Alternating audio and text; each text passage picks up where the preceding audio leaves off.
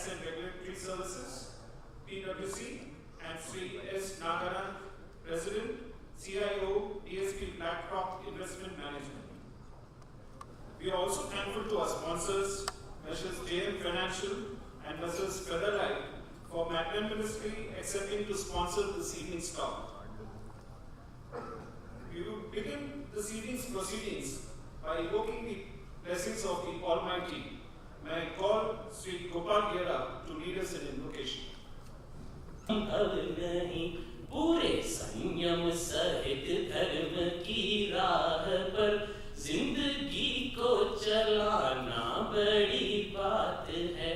पूरे संयम सहित धर्म की राह पर जिंदगी को चलाना बड़ी बात है।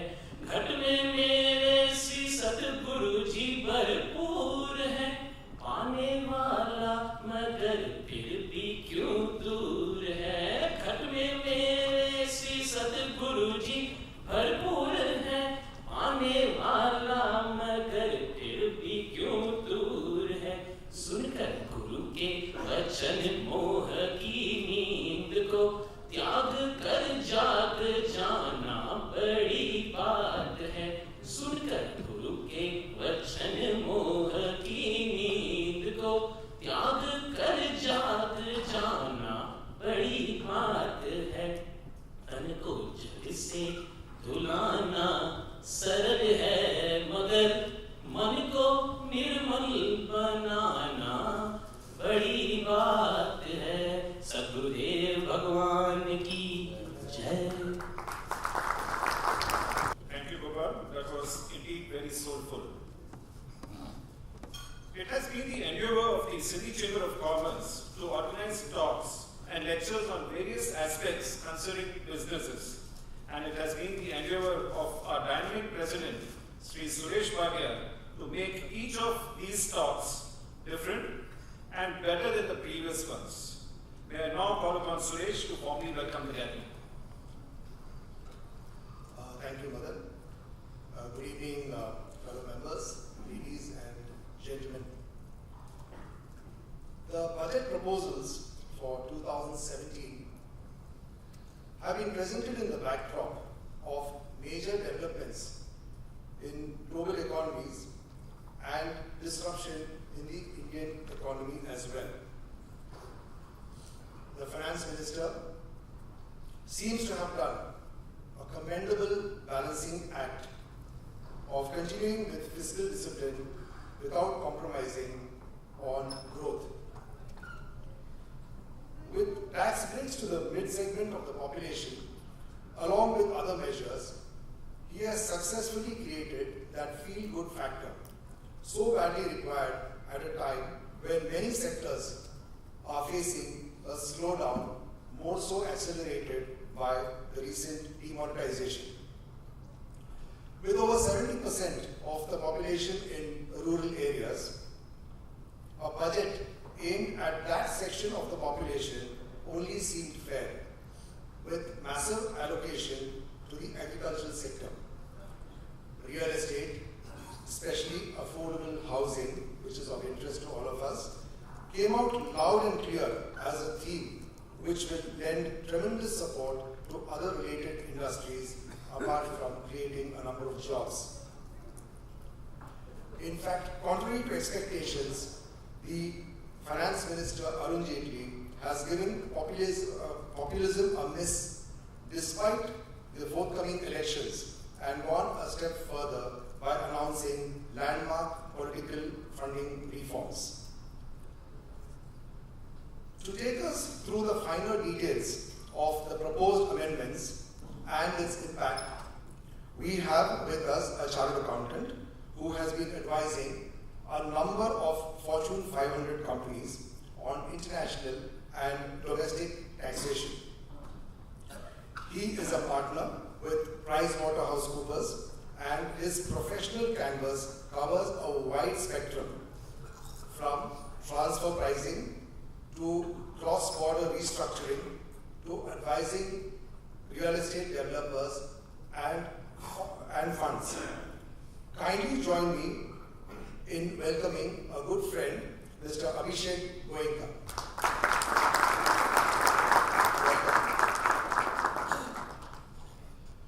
Friends, you will agree with me that India is not isolated from the global economy, and financial events elsewhere in the world impact our investments, be it equities, real estate, or commodities. We have an eminent person from Mumbai who has immense knowledge of the Indian economy on one hand and a global perspective on the other. His views and opinions are respected both in India and by investors abroad. He is the President and Chief Investment Officer of DSP BlackRock. He is Mr. S. Naganath, and he will be joining us shortly. We at the Sindhi Chamber of Commerce have been enlightening our members with talks on current topics like demonetization and most so recently we had a talk on digital payments. It is heartening to see a large number of members, including lady members, regularly attending these talks. We are now a family of 460 members. I take this opportunity to welcome another good friend of mine from Mumbai, Mr. Vipul Shah, Executive Director, Private Wealth Group from JM Financial, who are co-sponsors for this event, along with Featherlite, represented by Mr. Jawahar Gopal and his family. I welcome each one of you, and I'm sure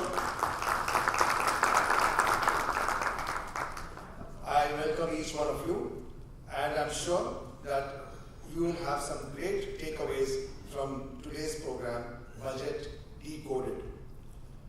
To end on a lighter note, like in many events, the critics want to have the last word. One of the critics said it was a killer budget, quite literally. Thank you. Thank you, Suresh. JM Financial, who are our co-sponsors this evening's function, are one of India's prominent financial service groups, specializing in providing a spectrum of businesses to corporations, financial institutions, high net worth individuals, and retail investors. Representing JM Financial, we have with us Mr. Vipul Shah, Executive Director and Co-Head Wealth Group, who possesses over 2 decades of experience in various aspects of financial markets, wealth management, fund management, equity research. He co-heads the Wealth Group at JM Financial Services. Under his leadership, JMF manages over 33,000 crore of assets under advisory. May I now invite Mr. Vipul Shah to address the gathering. And the Sindhi Association Chamber of Commerce for allowing GM to be a partner with you in discussing and debating about the budget implications of business. We actually feel very proud to work with some of the most enterprising people in this country.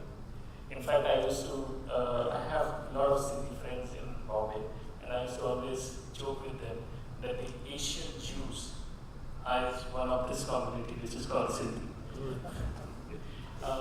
God has honestly given some groups in the society a talent of running very profitable businesses and making money.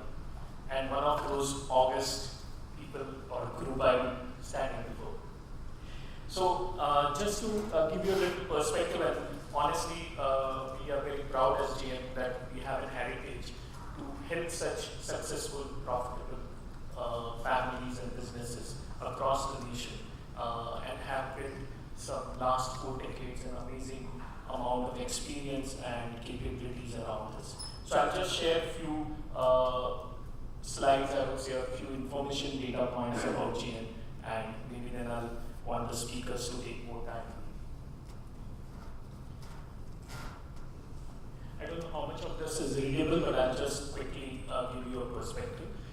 Broadly, GM has 3 large businesses, what we call the investment banking. We are one of the leaders in investment banking, and for the last 4 decades have been amongst the top, I would say 3 in this country when it comes to M&A, when it comes to IPOs, corporate finance, etc. Second part of the business, what we call is the asset management or funding business, where today JM has close to around 10,000 crores of lending book. We do a lot of structured finance as it's called. When I say structured finances, basically developer finances, acquisition finance, lot of unique ways of funding which typically a bank cannot do, and that's where our skill set is as an NBFC. A third large part of our business is what Madanji just shared with you. We do a substantial amount of, I would say, investment advisory stroke wealth management for various large families across the country. Today we have close to around 33,000 crores of assets. And honest difference in what we bring on table to our families and clients is, I would say, two critical elements. One is a culture of innovation which JM has enjoyed through last 4 decades, and touch wood till date, whatever financial innovation which has taken place in this country has actually come from JM house. As you can see, the last one I would say is a warrant-linked debenture issuance from HDFC, or just prior to that, the first of its kind, which is related to Bangalore, where a listed company, first time in the country, was allowed to demerge a part of its business, which no regulator otherwise would have allowed. So a lot of such innovations we have come up, and that is the exact culture which we use when it comes to our wealth business. Second thing which we are very proud of, I would say, is a culture of trust which we have built. There are a lot of families which we as a group have worked, where it would be such a situation that there would be a competitor on the other side. So as JM as a group, we may be advising 2 competitors at one time, and both of them know that we are being advisors. Like a classic recent situation which you may have heard about, the large legal firm where there was a kind of a family settlement issue, and both had gone to the court. And when the judge asked that, how can I really resolve your problem? You're the 2 best legal eagles in this country. Why don't you go for an arbitration? And who would you like to have as your arbitrator? And both of them said that we would like to have the chairman of our company, Mr. Dinesh Kampani, as our arbitrator. And within 3 months, I would say less than 3 months, he resolved the issue. And there are several such instances. So what we really bring on table to our families is, one is that trust, and second is innovation, our understanding of various intricacies when it comes to dealing with various family issues, various legal issues which then get entangled with the family issues. This is just one aspect of the kind of families which we have worked through in last 4 decades, large corporates across the country, as you can see, the who's who in this country. And just broadly, a few more aspects which I would add is, what we really do, we bring all this intelligence, what we call, on a family office platform. A lot of you may have heard about this, but what we really do is create a bridge. We bring the entire 4 decades of knowledge to our clients, which our firm carries, on a single platform. So depending on the different stages of what our clients and families would go through, it could be issues related to trust and estate planning, or taxation, or corporate restructuring, to even investing into markets. And when we say that how we bring this culture of innovation, a lot of time we try and work around things which are within the 4 walls of the rules by making it more tax efficient, by bringing some ideas which could increase post-tax return. So a lot of such things which we keep on working on. And this is broadly what we really do. We take a lot of pain in understanding the family, going into details, and then trying to build some really long-term robust plan with them. And just to end with it, as a firm, I say today, except being a bank, so which means I can't do a project lending, virtually anything else which a family might need, I'll be able to deliver. So we have a very wide spectrum of, I would say, investment opportunities which we can bring to our client. So in the end, I would like to thank everybody again, and thanks a lot for giving me a patient ear. Thank you, Vipul. The month of February has always been a very anxious this month. Not because it happens to be my birth month, but because it is that time of the year that the union government lays down the financial roadmap for the ensuing year. And this year, after the demo effect, everyone was on the edge of their seats as to when they would hear the word again, Mitron. The challenge before the Prime Minister and the Finance Minister was to revive the business and consumer confidence, boost private investments and create jobs, even as they prepare for new uncertainties.